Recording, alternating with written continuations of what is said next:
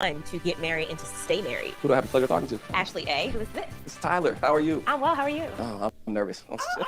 I am very nervous. You should be nervous. Yeah, Especially with me. Like, Hey guys, welcome to Little Blackbird 91. Really quick one. It's a quick brown lake. I've just watched the first episode of season 7 and it's looking juicy. I can't lie to you. It's looking juicy. I'm not going to play with you. Listen, we had Gold Digging Brittany. We had Hannah Triangle from the first episode. We had Ashley and Tyler trying to overcome generational curses. We got Leo talking about he's an art dealer but doesn't want anyone to, wants people to love him for who he is, but keeps talking about how much money he has. We had Garrett. We had Garrett also liking Taylor, but then Taylor not trying to be open about her ethnicity because she doesn't want to show that off to him. He thinks she's calculated. Bro, let me tell you something. It's crazy in the dunya. So I will show you a little bit of clips just about each couple. I'm going to be here for about 15 minutes and I'll be out. And then later on in the evening, I will do a proper longer live on this episode because I think there's a lot of good things that can be broken down on this as well, okay? Someone said not too much on Brittany. Now, I haven't watched the rest of the episode. I only watched episode 1, so I don't know. Don't spoil it for anybody else here. Don't spoil it for me. Don't spoil it for them. If you know you're coming into the chat, please, I beg. Listen, I've not watched anything beyond the first episode, so do not spoil it. I don't want to hear it, okay? Only episode 1 dealings, and if you can't remember, shut it. Don't open your mouth. Don't type. Don't say anything, because I don't know about anything else apart from episode 1. All right, cool. Listen, let's get into this. All right, listen, let's break it down really, really quickly, because I only got a few minutes and I want to be on here, okay? Let's deal with Ashley and Tyler, which I think is really, really cool. I love seeing them on episode 1. I will say something. That's what I just say. I will say something. First of all, Ashley is fine. Oh my God. Damn. Lord have mercy. I'm a changed man, but let me just say this now. Chocolate will always be in season. Oh, good God. How can you not like chocolate? My guys. Anyway, listen, let's get serious. Let's get down to business. I'm easy to talk to. No, you have a soothing voice, but it's like... So let's start like easy. What do you like? All right, cool. So Ashley and Tyler, as you can see on our screens, all right, they are together, okay? Or I mean, well, no, first episode, they seem to be kicking it off, and the energy seems to be righteous and right. Now, let me just say this: 2 things are happening. I'm talking about generational curses that need to be broken, okay? Tyler's coming from a place where his mother, okay, was a single mother. She's Serbian, so I think he's mixed race. He's Serbian. Mother was Serbian, and the mother lost a relationship with her own father because she was dating someone interracially, and then her mother passed early. And what he said was that he did not know love, because his mom was not able to do that. His mom kept a roof over her head, paid for bills, looked after him, but she could not offer the love. Now, one thing you know I've been talking to you guys about is attachment styles on this in relationships and how they affect people. Now, what happens to a young man who grows up in a household where he's disconnected emotionally from his mother? How does he view women? How does he view intimacy in a relationship, right? Because when you are neglected in the area of emotions, you're not sure what love is, you can fall into one of the 3 other insecure attachment styles: anxious, fearful avoidant, or dismissive avoidant. And we're going to find out in the next few episodes where he's going to fall in. We're going to find out, right? And so, I appreciate his honesty. I appreciate his openness. I appreciate his vim and vigor and energy that he brought to the table, and how he said that, he's very open in terms of roles, and, he's very open in terms of like wanting to take care of his woman, right? That is beautiful. Then we got Ashley. Ashley came and told us, right, that she grew up in a single house. Oh, grew up in a household. Her mum and dad divorced at 6 years old. That's some trauma right there, okay? Her mum divorced at 6 years old, and not only that, her mum got remarried and it didn't work. And then Ashley said, listen, as for me, I'm going to get married and not divorce. And she then said about how, she's going to marry a man that will basically be like her dad in the movies or whatever, right? Bit of a fantasy bar. And I instantly said, okay, well, I hope both of you done the work. Because something I really realized this year alone, I'm not even going to talk about years before, this year alone, the amount of growth God has taken me to, okay, all right, the amount of growth that God has taken me through this year, I realized that if I'd married, I would have destroyed every woman I would have married. Because and you guys heard it on Dear Future Wife when I said it, that kill switch was there. And the kill switch is there because I didn't know how to get past that place of intimacy where I can allow somebody in deeply into me, right? And allow them to actually see me for who I actually am. It takes a level of honesty. It takes a level of transparency, vulnerability. It takes a level of also being open to rejection. I did not realize how much rejection and how much shame I was carrying in this body and in this mind. So whilst I'm walking around and I talk with wisdom and I talk with some knowledge and understanding, the heart area, that needs to be assessed. So that's an issue on both of their sides. Okay, that's an issue on both of their sides, because with Ashley, I think there's a little bit of delusion there. My girl was saying about how she was saying about marrying a man that's gonna be like her father, and I said, well, I hope she doesn't work. I hope you done the work, because in some sense, your parents divorced, you might have felt a sense of abandonment. You might have felt like they didn't see you. You might have felt like they didn't actually take their time and actually understand you. And how does that play a role in relationships? You might have that fear of abandonment, that fear of betrayal, that fear of rejection. We don't know. So we're going to have to wait and see in the next few episodes to see how it's going to play out later on as they speak. But like I said in the very beginning, I liked them. The energy was sweet. I thought it was kind of cool. I like their vibe, okay? Next thing we want to talk about is Nick D. Because Nick D out here, okay, Mr. Move. Nick D was locked up in a triangle early on with Hannah. This girl here is Hannah. Let me put it on the screen, guys, actually can see it. Hannah here. Okay, because this was an interesting situation, okay? Okay, this was interesting. Not have to worry about it. Exactly. You know? We're on the same page already. All right, let's deal with Nick D and Hannah really, really quickly. Okay, Nick D and Hannah, right? The young lady there, Hannah herself says she loves helping people. She's all about new experiences. Okay, all about new experiences. But we saw towards the end of the episode how she had a choice to make between Leo and Garrett. Why is his name gone out of my head? I think it was Leo and Garrett, right? Was it Leo and Garrett or? I think it was Leo and Garrett. I think it was Leo and Garrett. Anyway, and that Leo's one that was in the video just there. Sorry, that was Nick D. Sorry, between Nick D and Leo. Sorry, apologies. Between Nick D and Leo, that's the two people she has to face, right? And it sounded like she was sabotaging. Okay, I can't lie to you. What happened was Nick D is one of the smoothest brothers on this show. I mean, he was gingering the woman. I mean, the bars were just coming bar after bar after bar after bar after bar. Nick was Nick Delicious. You know what I'm saying to you? No homo. But listen what I'm saying to you, he was coming in smooth. And all the ladies had his name on their lips.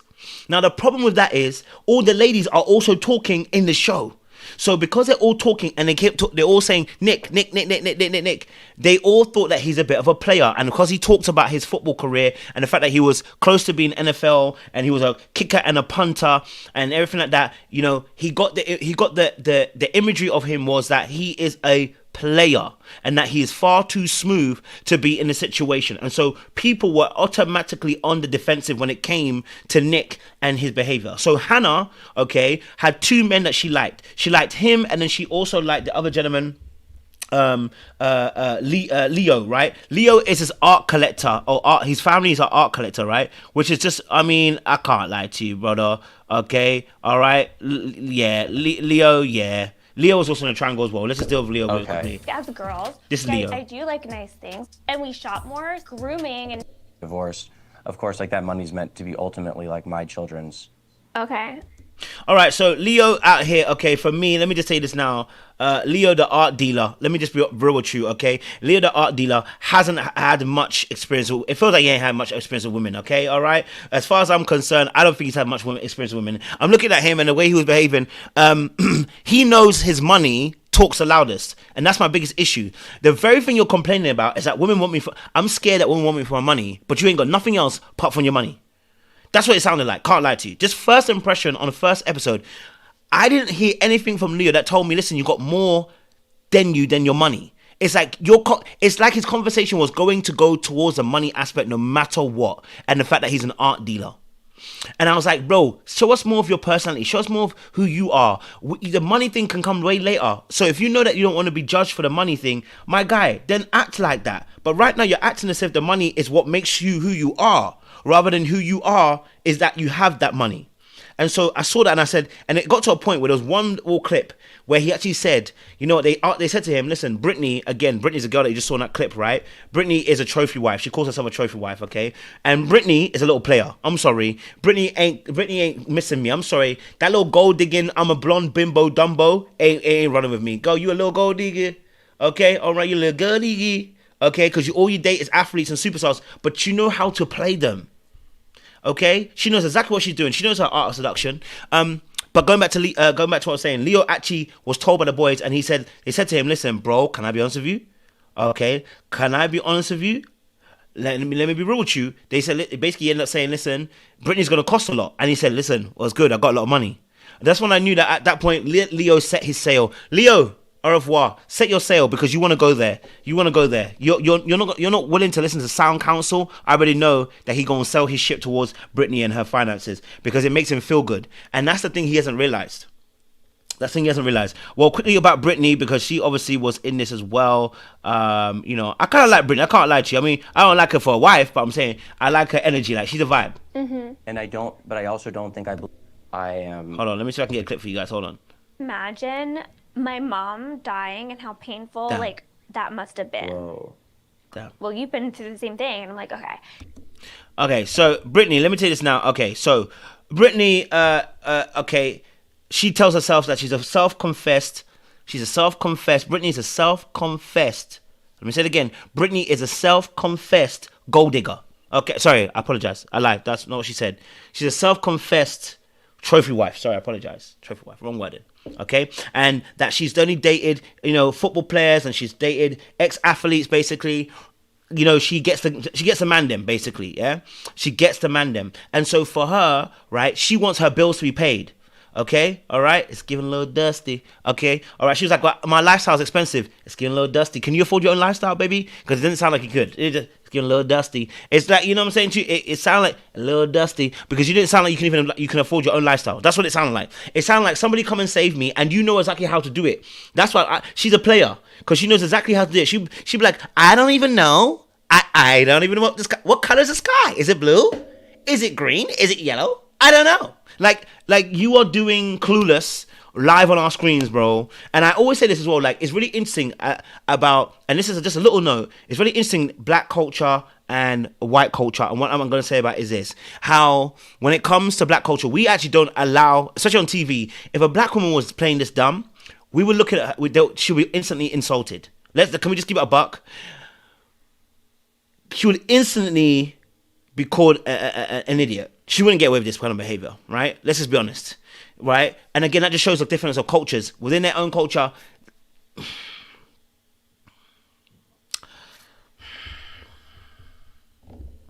Then again, I shouldn't even say that. There's willful ignorance everywhere. But anyway, she's a player. She's not that dumb. She's not that dumb, and that's what I'm like. If you listen to her very carefully, she's very clever.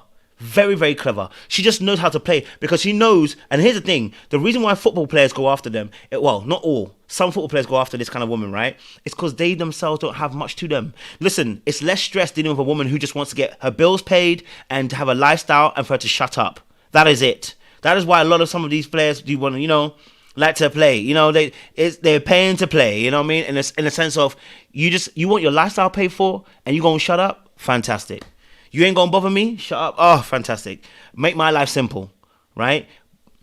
So there we go. All right, cool. So, and then we also had, for me, I want to look at obviously Taylor, and I'm going to end on Taylor and Garrett because my time is going to go up. Because Taylor and Garrett had a situation which was so interesting. This situation. At least we can just find out that it's my personality that sucks.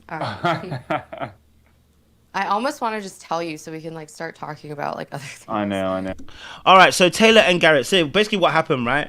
Taylor and Garrett. Basically, what happened, right, is this: Taylor, her mum's name is of an ethnic origin, and so she was not telling him, Garrett, that she didn't want to tell the guy what her mum's name was because again, it would give her away. She wanted to make sure that he wouldn't prejudge her based upon her ethnicity. Because although she white person, she ain't white. Okay? Although she white person, she ain't white. So, instantly, she was hiding that from him, even though she white person. You know what I mean? And Garrett was like, listen, I've never dated anybody who isn't white. Okay, all right. So and that's why he clocked her and was like, "Look, can I just say something? Like, it seems like you're a little bit calculated. I want to be honest with you. It seems like you are a little bit calculated, and in that respect, when you are that little bit calculated, it makes me feel like they're not telling me the full truth in a sense. So it's gonna be really interesting to watch these two because I want to see how they're gonna play. I want to see how they're gonna move on because in reality, this situation between Garrett and between Taylor can go both ways. It can go really, really bad or really, really good. it can go either way. And watching them, two of them kind of interact, I liked it at the very beginning because they had this really good banter. He's into sports, she was into sports at one time, she injured herself, I think he stopped playing it. Then they both got like a scientific background, and so they were flirting in scientific language. I loved it. One was talking chemistry, other one was talking physics, the other person took biology. The biology then led to the equations of, I don't know, what they say, what was it, thermodynamics, she said, and then he said about something else, and it was nice to see the synergy. But then I realized something, this too, maybe they're too similar, and maybe that's not what's going to seduce him. Because whilst being of the same, equally yoked in terms of interest is lovely to have, sometimes people want a bit of a contrast to pull them in a different direction. In fact, that's what ends up seducing a lot of men specifically, is the contrast. It's like, I know that she likes science, I know she likes sports, I know she likes these things, but I like one that I like the girl that, maybe doesn't actually like all those things, because it causes me to see a difference. And a difference is, causes a little bit of me to stretch and to think and to go beyond my limits, almost in a sense, and to discover and to have mystery. And so sometimes that can be seducing as well. So, this is going to be really interesting to kind of watch them to finally. And I'm going to end on Tim, because I want to say this, okay? All right? Tim for me is a little salesman, okay? I think he's a little salesman. If I think Brittany's playing a little game, Tim, I'm not sure. It's episode 1, so I could be judging prematurely. Let me get my little clip for you guys who Tim is. Boy, oh boy, why can't I find Tim on my scale, bro? Where is Tim? There's Tim. Okay, Tim. All right, let me get to Tim, okay? To Tim real quick. But no. I'm very spiritual. And Here's I Tim. feel like... I'll go back a little bit. To me, and then with each child. I thought you were about to say I want a lion at my wedding, and I was like... All right, so Tim, and I don't know her name, but Tim is really interesting, right? And I'll tell you why Tim was interesting, and I've not stopped on Tim, so let me actually go back so you can actually see the picture of Tim, so you know who I'm talking about, right? But Tim is really interesting because he said, listen, But when's your birthday? September 1st. Okay, Virgo. When is your birthday? All right, so Tim was like, yo, listen, let me tell you something, yeah? Tim was like, oh, listen, all the women I've ever dated, basically he said all the women that he's ever dated, they've always been in a space where they don't understand him. Now, whenever a man tells me that he's been with women and he's been a player and women don't understand him, and then you tell me he had a great childhood, I look at you go, you ain't telling me the full truth. You got, you know what I'm saying too? And of course, he lost 2 of his sisters, actually. They passed away. So that's some trauma right there as well. So let me be sensitive as well. There is some trauma that he had with these 2 sisters passing away. But it's the way he almost kind of said, like, my father taught me, he said this, my father taught me everything I need to know, so I never need to ask him for anything.